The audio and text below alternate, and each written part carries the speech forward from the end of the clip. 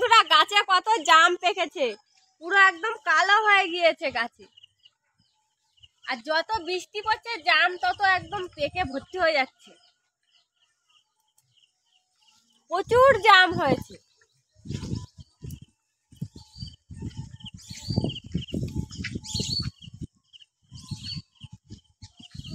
একদম নরম তুলতুল পেকে পুরো, আর গাছতলায় তো পুরো ভর্তি হয়ে গিয়েছে পড়ে নিচে।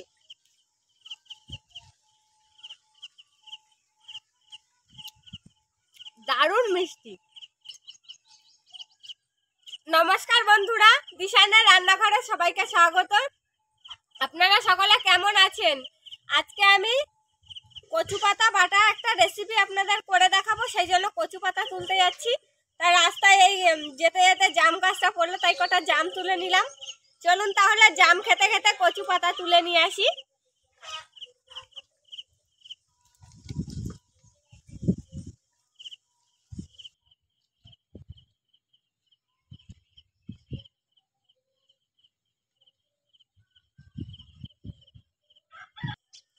বৃষ্টিতে রাস্তা পুরো কাদা কাদা হয়ে গিয়েছে।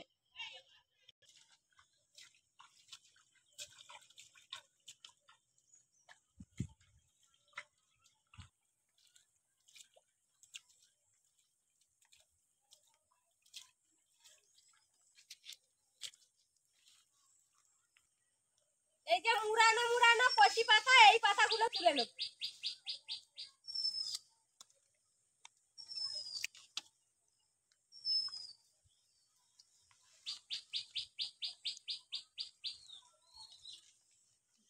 ওই যে ভিতরে একটা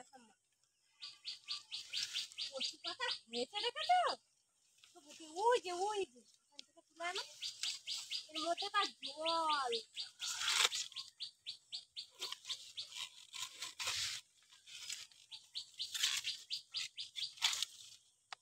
দাও আমার কাছে দাও। ওই যে একটা সামনে তোমার।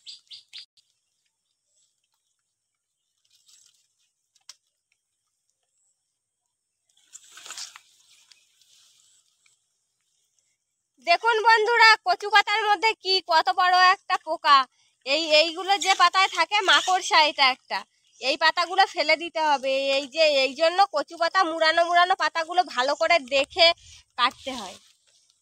এই পাতাটা আমি ফেলে দিচ্ছি।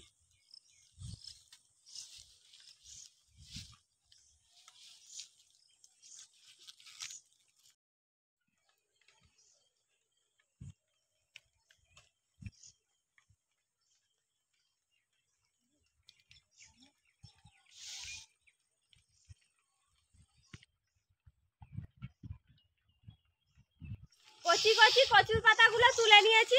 চলুন তাহলে এবার রেসিপিটা গিয়ে শুরু করা যাক।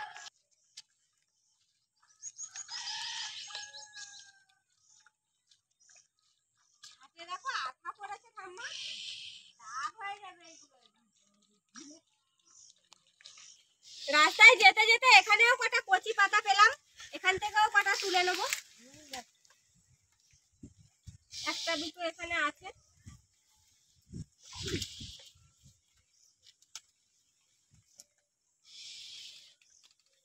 ওই যে ঠাম্মা তোমার সামনে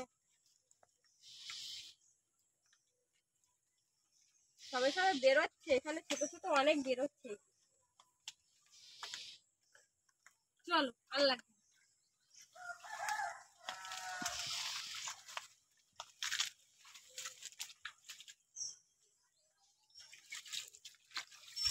সাবধানে নাও, প্রচুর আঠা বেরোচ্ছে।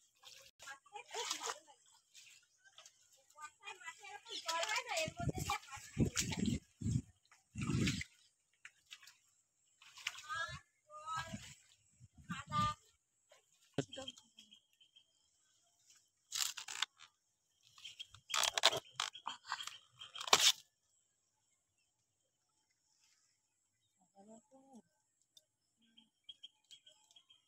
এই রেসিপিটা করার জন্য আমাদের কলার ছিটার দরকার হবে, সেই জন্য কটা কলার ছিটে তুলে নিচ্ছি। হ্যাঁ বেশি করে নাও, বাধ্য হবে।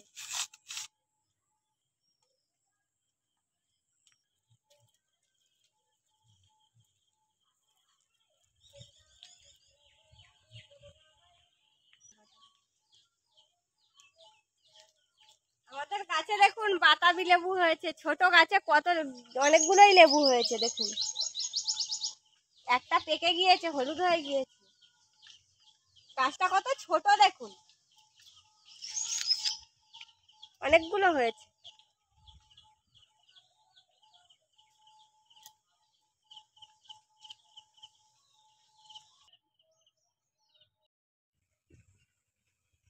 কচু পাতাগুলো তুলে ভালো করে ধুয়ে নিয়েছি। এইবার আমি এদিকে রসুন ছাড়িয়ে নিচ্ছি। আর ঠাম্মা হচ্ছে কচুর যে এই যে একটুখানি করে কচুর ডাঁট বেরিয়ে আছে, এই ডাঁটগুলো কেটে নিচ্ছি।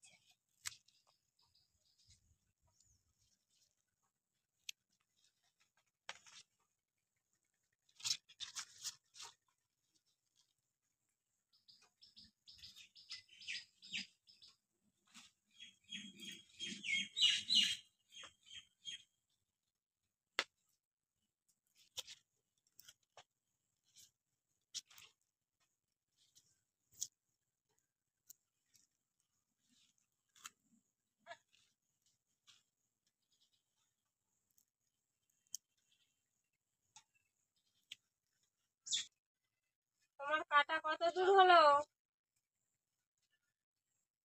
আমার রসুন ছাড়ানো হয়ে গেছে। তার পাতাগুলো সাজিয়ে নেব।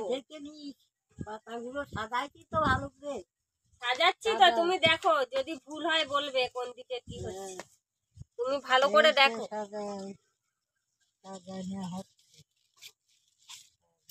পাতাগুলো তো ধোয়ার সময় ভালো করে ভিতরে আমি দেখে নিয়েছি, সাজিয়ে নিয়েছি। এবার এর মধ্যে কয় কোয়া রসুন দেব আর কাঁচা লঙ্কা দেব, দিয়ে ভালো করে মুড়ে বেঁধে নেব। পাতাটা মুড়ে নিয়েছি, এবার বেঁধে নেব।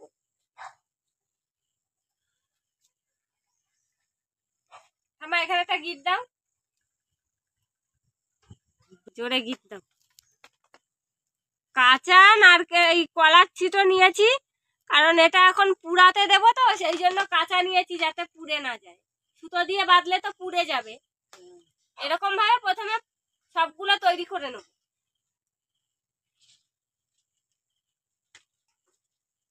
ভালো দেখে দিই,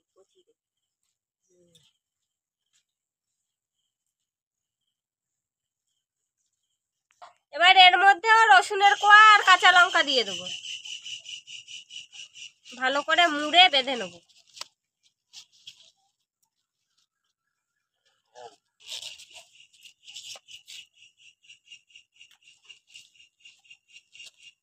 নাও বাদ ঠাম্মা।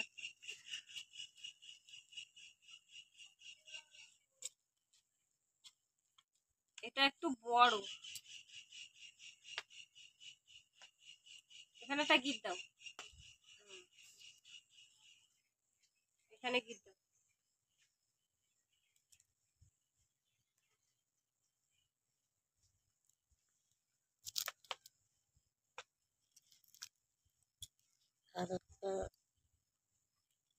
একটা হবে না,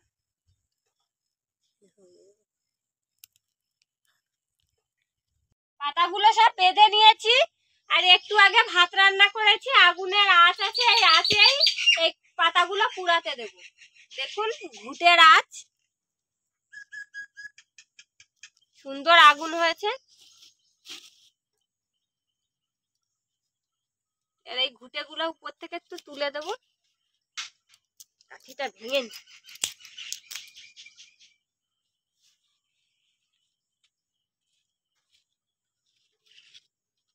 উপর থেকে কটা ঘুটে এরকম দিয়ে দিলে ভালোভাবে পুড়বে, সুন্দর পুড়বে।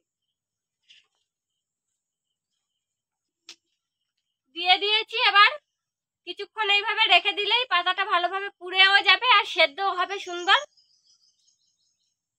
কচু পাতাগুলো পুড়িয়ে নিয়েছি, এবার আমি তুলে নেব।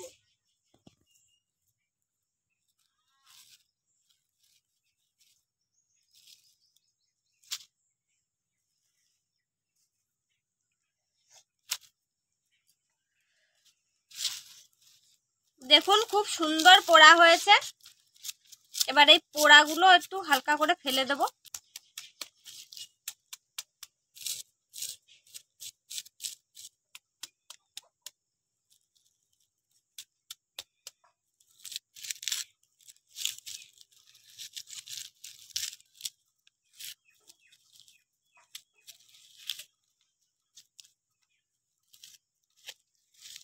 দেখুন কত সুন্দর সেদ্ধ হয়ে গিয়েছে।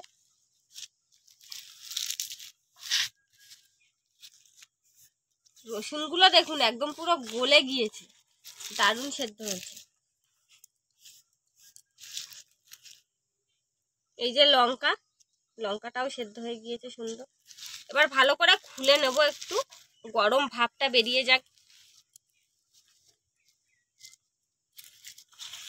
কচু পাতার তো অনেক রেসিপি খেয়েছেন, এরকম ভাবে একদিন খেয়ে দেখবেন। এই যে পোড়া একটা ফ্লেভার, এই গন্ধটাও দারুণ, আর খেতেও অসাধারণ লাগে। লঙ্কাও পোড়াতে দিয়েছিলাম, পোড়ার সঙ্গে লঙ্কাও পোড়া দিয়ে নিলাম, ভালোই লাগবে খেতে, সেই জন্য এবার তুলে নিচ্ছি। দারুণ পোড়া হয়েছে দেখুন লঙ্কাগুলো।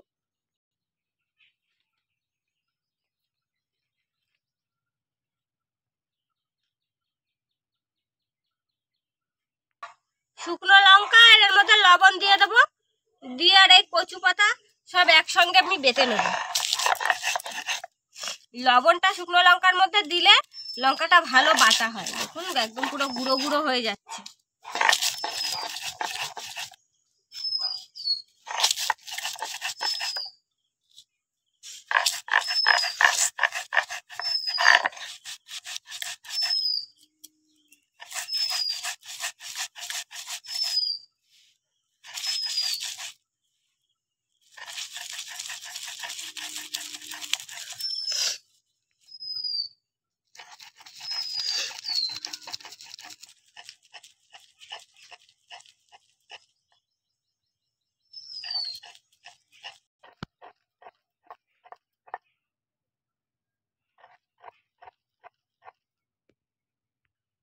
দেখুন কত সুন্দর সেদ্ধ হয়েছে, বাচ্চিটা একদম পুরো গলে যাচ্ছে, মিহি হয়ে গিয়েছে। এটা হাত দিয়েও মাখানো যেত, কিন্তু শিলে বেটে নিলে একটু স্বাদটা অসাধারণ লাগে।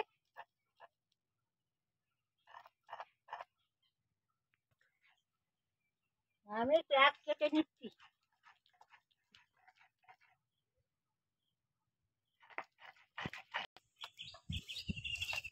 বেটে নিয়েছি, এবার এক জায়গায় করে নেব। এবার এর মধ্যে পেঁয়াজ কুচি দিয়ে দেবো,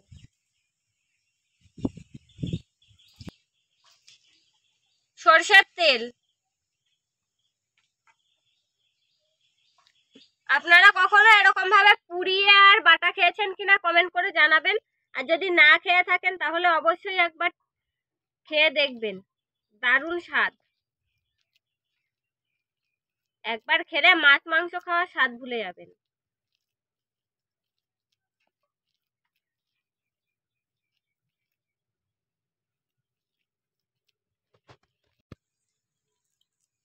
এই বাটাটা একটুখানি হলেই পুরো ভাত খাওয়া হয়ে যাবে, এত সুন্দর লাগে খেতে। হয়ে গিয়েছে, এবার গরম ভাত দিয়ে খেয়ে দেখবো কেমন হয়েছে।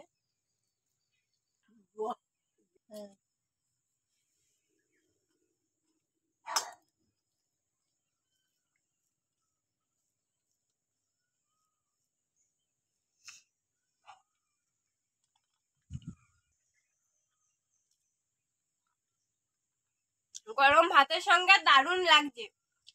আপনারা এইভাবে বাড়িতে তৈরি করে খেয়ে দেখবেন, সত্যি অসাধারণ হয়েছে খেতে। আমাদের আজকের পুরো ভিডিওটি দেখার জন্য ধন্যবাদ। ভালো লাগলে লাইক কমেন্ট শেয়ার করবেন। আবার ফিরে আসবো নতুন একটা রেসিপি নিয়ে। সবাই ভালো থাকবেন, সুস্থ থাকবেন।